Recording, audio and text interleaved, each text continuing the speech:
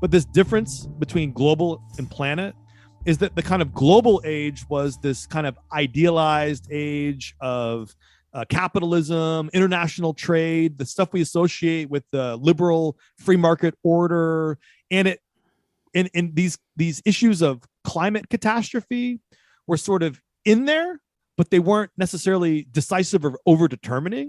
Now, in the planetary age, we're no longer on the globe, we're on a planet. What does that mean? It means we're on this fucking rock that's melting. We're losing resources. We're losing time.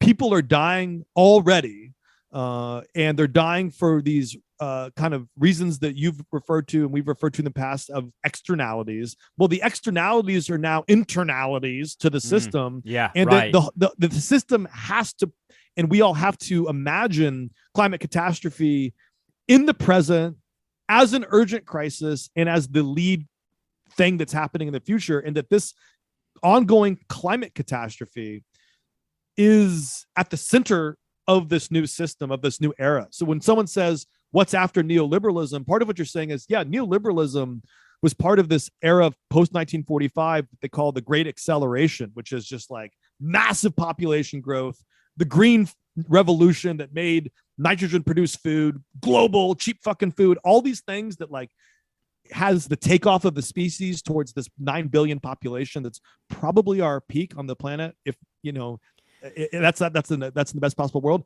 Now we're in this planetary age where you realize this like human centric, this humanist globe, this liberal model of what was going to happen.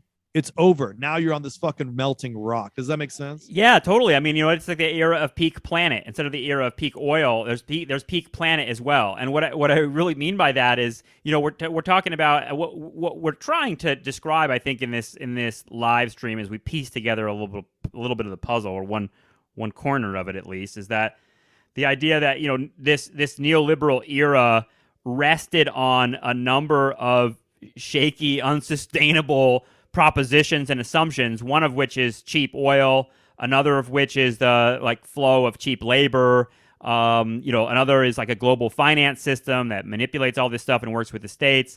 You know, the other part of it though is it rested on like a predictable planet, right? Like it rested on like the weather being good enough. I mean, it's been rested on out. a stable climate too.